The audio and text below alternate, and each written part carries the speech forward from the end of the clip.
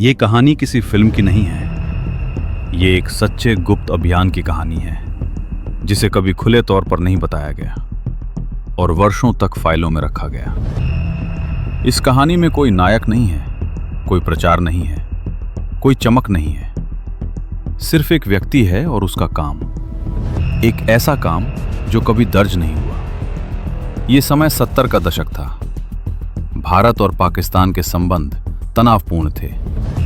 युद्ध की स्मृति ताज़ा थी और भरोसेमंद जानकारी सबसे बड़ी ज़रूरत थी। उस दौर में तकनीक सीमित थी, उपग्रह और निगरानी साधन कम थे। हर जानकारी मशीन से नहीं मिलती थी, कई बार इंसान ही रास्ता होते थे। खुफिया दुनिया में सब कुछ लिखा नहीं जाता। अधिकांश फैसले मौखिक होते हैं, नाम कम होते हैं, काम ज़्यादा, और पहचान अक्सर मिटा दी जाती है। उस व्यक्ति का नाम रविंद्र कौशिक था। वो राजस्थान में पैदा हुआ था। उसका जीवन सामान्य भारतीय युवाओं जैसा था, किसी विशेष पहचान के बिना। उसका परिवार साधारण था, न कोई राजनीतिक संबंध, न कोई सैन्य पृष्ठभूमि। जीवन शांत और सीमित था। रविंद्र पढ़ाई में औसत से अच्छा था। उसका व्यवहार अनुशासित माना जाता था। वो ज्यादा बोलने वालों में नहीं था और यही बात अक्सर अनदेखी रह जाती है। ऐसा कोई संकेत नहीं था कि वो कभी जासूस बनेगा। न कोई सपना, न कोई लक्ष्य। सब कुछ सामान्य लगता था। इतिहास हमेशा शोर के साथ नहीं आता। कभी कभी वो चुपचाप लोगों को चुनता है, बिना बताए, बिना संकेत दिए, और वही सबसे बड़ा मोड़ बन जाता है। खुफिया एजेंसियां भीड़ देखती हैं, लेकिन चैन अकेलेपन से होता है। जो व्यक्ति ध्यान नहीं खींचता वही कई बार उपयुक्त माना जाता है। कुछ रिपोर्टों के अनुसार रविंद्र को दूर से देखा गया, बिना संपर्क किए, बिना किसी सूचना के। उसकी बोलचाल पर ध्यान दिया गया, उसकी प्रतिक्रिया पर नजर रखी गई। दबाव में उसका व्यवहार देखा गया और हर बात दर्ज की गई। बाद में एक साधारण मुलाकात हुई। कोई पहचान नहीं बताई गई, कोई उद्देश्य स्पष्ट नहीं किया गया, सिर्फ बातचीत की गई। सवाल सामान्य थे, लेकिन जवाबों का महत्व था। शब्दों से ज्यादा रवैये को देखा गया। कुछ क्षण जानबूझकर शांत रखे गए। यह देखा गया कि वो कैसे प्रतिक्रिया देता है। क्या वो घबराता है या ठहरता है? और यही बिंदु निर्णायक होता है। बातचीत के बाद एक आंतरिक रिपोर्ट बनी, जिसे कभी सार्वजनिक नहीं किया गया, और वही निर्णय लिया गया। कुछ समय बाद फिर संपर्क हुआ। अब सवाल थोड़े अलग थे, पर उद्देश्य अब भी स्पष्ट नहीं था। यह भी प्रक्रिया का हिस्सा था। यह कोई परीक्षा नहीं थी, कोई लिखित चयन नहीं था। सब कुछ धीरे धीरे होता है और तभी विश्वसनीय बनता है। अंततः उसे बताया गया, यह सामान्य काम नहीं है, यह लंबा और जोखिम भरा रास्ता है और वापसी की गारंटी नहीं है। उसके सामने विकल्प रखा गया, स्वीकार करने या मना करने का। कोई दबाव नहीं दिखाया गया, लेकिन समय सीमित था। यह निर्णय निजी था, परिणाम भी निजी होते, पर असर राष्ट्रीय स्तर का। यही बात स्पष्ट कर दी गई। रविंद्र ने स्वीकृति दी, बिना किसी सार्वजनिक घोषणा के, बिना किसी दस्तावेज पर हस्ताक्षर के, और वहीं से सब बदल गया। उसकी पुरानी पहचान अब सिर्फ रिकॉर्ड तक सीमित थी। सामाजिक जीवन धीरे धीरे कटने लगा और संपर्क कम होने लगे। उसे स्पष्ट निर्देश दिए गए, किसी से चर्चा नहीं करनी है, कोई संकेत नहीं छोड़ना है, और सब कुछ सामान्य दिखाना है। अब अगला चरण शुरू होना था, जो केवल प्रशिक्षण नहीं था, बल्कि पूरी पहचान बदलने की प्रक्रिया थी, मानसिक और सामाजिक दोनों। नई भाषा की शुरुआत हुई, नई आदतों पर काम किया गया, छोटी छोटी बातों पर ध्यान दिया गया, क्योंकि वही पहचान बनाती हैं। ये आसान प्रक्रिया नहीं थी।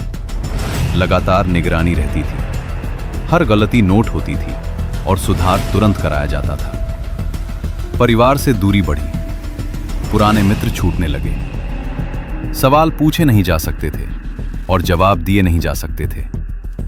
इस चरण में मौन जरूरी था, कम बोलना, कम दिखना और कम याद आना। यही सुरक्षा थी। उसे साफ बताया गया, ये रास्ता वापस नहीं मुड़ता। गलती की कीमत बहुत बड़ी होगी और सहायता सीमित रहेगी। इन सब बातों के बावजूद उसने पीछे हटने की बात नहीं की। प्रक्रिया जारी रही और प्रशिक्षण गहरा होता गया। यहीं से वो व्यक्ति जो सामान्य था धीरे धीरे असामान्य बन रहा था। लेकिन बिना किसी पहचान के आगे का रास्ता और भी कठिन था, क्योंकि अब पहचान बदल ली थी, सिर्फ कागजों में नहीं, जीवन में। यहां एक्ट एक समाप्त होता है। एक सामान्य जीवन पीछे छूट चुका है और आगे एक नई दुनिया है जिसमें गलती की कोई जगह नहीं। एक्ट 2 की शुरुआत। प्रणाम। अब प्रशिक्षण औपचारिक नहीं था, यह जीवन बदलने की प्रक्रिया थी और हर कदम स्थायी था। प्रशिक्षण किसी एक जगह नहीं हुआ, स्थान बदले जाते रहे, समय तय नहीं था और नियम सख्त थे। उसे नई भाषा सिखाई गई, केवल बोलना नहीं, सोचना भी उसी भाषा में, ताकि गलती ना हो। उच्चारण पर विशेष ध्यान दिया गया। छोटी गलती पकड़ी जा सकती थी, शब्दों से ज्यादा। लहजे पर काम हुआ। संस्कृति सिर्फ किताबों से नहीं सीखी जाती, व्यवहार देखा गया, रिवाज समझाए गए और रोजमर्रा की आदतें बदली गई। कुछ रिपोर्टों के अनुसार धार्मिक शिक्षा भी दी गई ताकि सवालों का जवाब आ सके और शक न हो। यह सब सीखना कठिन था, लेकिन उससे कठिन था पुरानी पहचान को छोड़ना, धीरे धीरे पूरी तरह। एक दिन नाम बदलने की चर्चा हुई। यह औपचारिक प्रस्ताव नहीं था, बल्कि चेतावनी थी। उसे साफ बताया गया, नाम सिर्फ शब्द नहीं होता, वो इतिहास होता है और अब उसे छोड़ना होगा। यह निर्णय वापस नहीं लिया जा सकता था। एक बार आगे बढ़ने पर पीछे लौटना संभव नहीं था और यह स्पष्ट कर दिया गया। रिपोर्टों के अनुसार उसे नया नाम दिया गया, नबी अहमद शाकिर, और वही उसकी पहचान बनी। नई पहचान के लिए दस्तावेज तैयार किए गए। हर विवरण मेल खाता था ताकि कोई सवाल न उठे। नई पहचान का अभ्यास कराया गया, बार बार सवाल पूछे गए। पुरानी आदतें रोकी गईं और गलतियां सुधारी गईं। पूरे समय निगरानी रही, हर प्रतिक्रिया देखी गई, किसी भी संदेह पर। प्रशिक्षण रोका जा सकता था। इस चरण में अकेलापन बढ़ गया, कोई भावनात्मक सहारा नहीं, और यही परीक्षा थी। उसे बताया गया, असली परीक्षा अभी बाकी है, क्योंकि प्रशिक्षण हमेशा सुरक्षित माहौल में होता है। अब सीमा पार करने की चर्चा हुई। यह सिर्फ यात्रा नहीं थी, यह पहचान का अंतिम परिवर्तन था और सबसे खतरनाक चरण। उसे सीमित निर्देश दिए गए, ज्यादा जानकारी नहीं, कम सवाल और पूर्ण पालन संभव नहीं। उसे बताया गया, अगर पकड़े गए तो आधिकारिक मदद संभव नहीं और यह जोखिम स्वीकार करना होगा। इस बिंदु पर बातचीत कम हो गई, निर्देश संक्षिप्त हो गए और निगरानी बढ़ गई। अंतिम बार उसकी पहचान परखी गई। भाषा, व्यवहार, प्रतिक्रिया सब दोहराया गया। कोई विदाई नहीं हुई, कोई शुभकामना नहीं, सिर्फ एक सूचना कि अब समय आ गया है। वो भारत से निकला, बिना किसी शोर के, बिना किसी पहचान के और बिना किसी घोषणा के। सीमा पार करने से पहले कोई भाषण नहीं दिया गया, कोई भावुक क्षण नहीं, सिर्फ मौन था। सीमा पार करते ही वो नया व्यक्ति बन गया। पुरानी पहचान वही रह गई और वापसी समाप्त हो गई पाकिस्तान में। पहला कदम सावधानी से रखा गया, हर शब्द मापा गया, हर व्यवहार नियंत्रित। शुरुआती दिन कठिन थे, हर चेहरा अनजान था, हर सवाल जोखिम भरा और हर जवाब परखा जाता था। धीरे धीरे उसकी कहानी स्वीकार की गई। दस्तावेज मेल खाते थे और पहचान विश्वसनीय लगी। किसी ने शक नहीं किया, किसी ने सवाल नहीं उठाया। यह पहली सफलता थी और सबसे जरूरी भी। कुछ समय बाद सीमित संपर्क स्थापित हुआ, बहुत सावधानी से और बहुत कम। अब जो भी देखा जाता उसका मूल्य था, लेकिन सब भेजना मना था, सिर्फ जरूरी बातें। वो अब नबी अहमद शाकिर था। दिनचर्या स्थिर थी और पहचान मजबूत। उसे याद दिलाया गया, यह सबसे खतरनाक चरण है, क्योंकि आत्मविश्वास गलती करा सकता है। समय के साथ स्थिति स्थिर हुई, संदेह कम हुआ और विश्वास बढ़ा। एक्ट 2 यहीं समाप्त होता है। पहचान बदल चुकी है, सीमा पीछे छूट चुकी है और असली मिशन अब शुरू होगा। सीमा पार करने के बाद अब असली परीक्षा थी। पहचान कागजों तक सीमित नहीं रह सकती, उसे जीवन में उतरना था। उसने लोगों से मिलना शुरू किया, बातचीत सामान्य रखी, किसी पर ज्यादा भरोसा नहीं और किसी से दूरी नहीं। दिनचर्या साधारण रखी गई, काम, पढ़ाई और आराम। कोई असामान्य व्यवहार नहीं। यही सुरक्षा का नियम था। कुछ रिपोर्टों के अनुसार उसने आगे की पढ़ाई चुनी ताकि पहचान मजबूत हो और भविष्य का रास्ता खुले। हर जगह कागज देखे गए, हर विवरण मिलाया गया। कोई विरोधाभास नहीं मिला और शक कम होता गया। धीरे धीरे लोगों का भरोसा बनने लगा। उसकी कहानी स्वीकार की गई और सवाल कम होने लगे। भरोसा बढ़ने के साथ खतरा भी बढ़ता है। हाँ, रूटीन बन गई। ये बात उसे सिखाई गई थी और वो इसे भूलता नहीं था। चलो, भारत से संपर्क बहुत सीमित रखा गया। लंबे संदेश नहीं, सिर्फ संकेत। कुछ समय बाद पहली उपयोगी सूचना मिली। छोटी थी लेकिन सटीक और समय पर भेजी गई। भारत में सूचना की पुष्टि हुई, स्रोत विश्वसनीय माना गया और निगरानी जारी रही। अब आत्मविश्वास बढ़ा, लेकिन सावधानी बनी रही, क्योंकि एक गलती सब कुछ खत्म कर सकती थी। कुछ रिपोर्टों के अनुसार उसका लक्ष्य बड़ा था, सिस्टम के भीतर जाना, सिर्फ किनारे रहना नहीं। यही सेना का विकल्प सामने आया। यह सबसे जोखिम भरा रास्ता था, लेकिन सबसे मूल्यवान भी। और निर्णय कठिन था। सेना में प्रवेश आसान नहीं था। पृष्ठभूमि जांची गई, रिकॉर्ड देखे गए और समय लिया गया। इस चरण में धैर्य सबसे जरूरी था। जल्दबाजी संदेह पैदा करती है और संदेह गिरफ्तारी। कुछ समय बाद उसे प्रवेश मिला। ये एक बड़ा मोड़ था और जोखिम भी। अब वो सिर्फ नागरिक नहीं था, उस पर जिम्मेदारी थी और निगरानी भी। सेना का प्रशिक्षण अलग था, नियम और सख्त थे, गलती की गुंजाइश कम और दबाव लगातार। यहाँ पहचान रोज पर की जाती है, हर शब्द देखा जाता है, हर प्रतिक्रिया नोट होती है। और यही असली खतरा था। उसे संतुलन बनाना था, न बहुत अलग दिखना, न बहुत सामान्य। यही कला थी। अब कुछ सूचनाएं मिलने लगी, तैनाती से जुड़ी बातें, आंतरिक चर्चाएं और गतिविधियों के संकेत। हर जानकारी नहीं भेजी जाती, सिर्फ आवश्यक बातें, क्योंकि ज्यादा संपर्क खुद खतरा बन जाता है। समय के साथ उसका दायरा बढ़ा, लोग उस पर निर्भर होने लगे और यही पहुंच थी। जिम्मेदारी के साथ दबाव भी बढ़ा। एक साथ दो जीवन जीना मानसिक रूप से कठिन था। उसे बार बार याद दिलाया गया, सफलता भी खतरनाक होती है, क्योंकि आत्मविश्वास लापरवाही बन सकता है। कुछ रिपोर्टों में उन्नति के संकेत मिलते हैं। पद बढ़ा और पहुंच गहरी हुई। पद बढ़ने के साथ निगरानी भी बढ़ी। सवाल कठिन हुए और गलती की कीमत भी।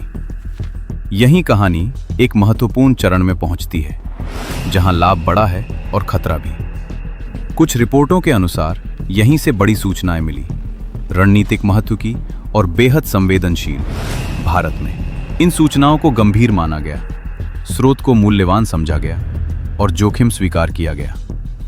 लेकिन हर सफलता के बाद एक आशंका रहती है, कहीं कुछ छूट तो नहीं गया, कहीं कोई संकेत तो नहीं। कुछ बदलाव महसूस हुए, व्यवहार में, प्रश्नों में और वातावरण में। ये छोटे संकेत होते हैं जो अक्सर अनदेखे रह जाते हैं, लेकिन खुफिया काम में यही सबसे अहम होते हैं। कहानी अब अपने सबसे खतरनाक मोड़ की ओर है, जहां एक गलती सब कुछ बदल सकती है। एक्ट 3 यहीं समाप्त होता है। पहुंच बन चुकी है, सूचनाएं मिल रही हैं, लेकिन खतरा अब बहुत पास है। अब समय बदल चुका था, निगरानी बढ़ चुकी थी, सवाल पहले जैसे नहीं रहे और माहौल भारी था। कुछ व्यवहार नोट किए गए, बहुत छोटे बदलाव जो आम लोग नहीं देखते, लेकिन एजेंसियां देखती हैं। भारत से संपर्क कठिन हुआ, संकेत देर से पहुंचने लगे, कुछ संदेश रुके और यही खतरे की शुरुआत थी। यहीं अक्सर पूछा जाता है, क्या कोई बड़ी गलती हुई या सिस्टम ने पकड़ लिया? रिकॉर्ड इस पर स्पष्ट नहीं है। शक अचानक नहीं आता, वो धीरे बनता है, छोटे सवालों से और दोहराव से। उसे अनौपचारिक रूप से बुलाया गया। बातचीत सामान्य रखी गई, लेकिन सवाल गहरे थे और जवाब देखे जा रहे थे। पूछताछ बढ़ती गई, पुराने विवरण निकाले गए, छोटी बातों को दोहराया गया और तुलना की गई। नई पहचान पर सवाल उठे, पुराने दस्तावेज देखे गए, कहानियों को मिलाया गया और विरोधाभास खोजे गए। इस चरण में संतुलन बनाए रखना कठिन होता है, क्योंकि हर शब्द एक जोखिम बन जाता है। कुछ रिपोर्टों के अनुसार उसे औपचारिक रूप से हिरासत में लिया गया। कोई सार्वजनिक घोषणा नहीं हुई, मामला गोपनीय रखा गया। पूछताछ के दौरान उसकी असली पहचान सामने आई। भारतीय एजेंट होने का आरोप लगा और मामला सैन्य बना। भारत की ओर से कोई आधिकारिक प्रतिक्रिया नहीं आई, कोई स्वीकार नहीं और कोई खंडन नहीं। ये चुप्पी रणनीतिक थी, क्योंकि सार्वजनिक स्वीकार और लोगों को खतरे में डाल सकता है। ये खुफिया दुनिया का नियम है। उस पर मुकदमा चला। कार्रवाई बंद दरवाजों में हुई, जानकारी सीमित रही और फैसले सार्वजनिक नहीं किए गए। अदालत ने सजा सुनाई। शुरुआत में मृत्युदंड, बाद में सजा बदली गई और आजीवन कारावास हुआ। जेल की परिस्थितियां कठिन थीं, निगरानी सख्त थी, इलाज सीमित था और समय धीमा। रिपोर्टों के अनुसार उसकी तबीयत बिगड़ने लगी। टीबी की पुष्टि हुई और हृदय संबंधी समस्याएं बढ़ीं। इस समय तक भारत से संपर्क समाप्त हो चुका था। कोई संदेश नहीं और कोई रास्ता नहीं। भारत में उसका परिवार इंतजार करता रहा। जानकारी अधूरी थी और वर्षों तक अस्पष्ट रही। समय बीतता गया, बीमारी बढ़ती गई, मदद देर से मिली और स्थिति गंभीर हो गई। साल 2001 पाकिस्तानी जेल में उसकी मृत्यु हुई, रिकॉर्ड के अनुसार। बाद के वर्षों में कुछ मीडिया रिपोर्टें आईं, कुछ दस्तावेज सामने आए और नाम पहली बार सुना गया। रिपोर्टों के अनुसार भारत ने बाद में सीमित रूप से स्वीकार किया कि वो एजेंट था। ऐसी ही स्टोरी के लिए लिखें, शेयर और सब्सक्राइब करें।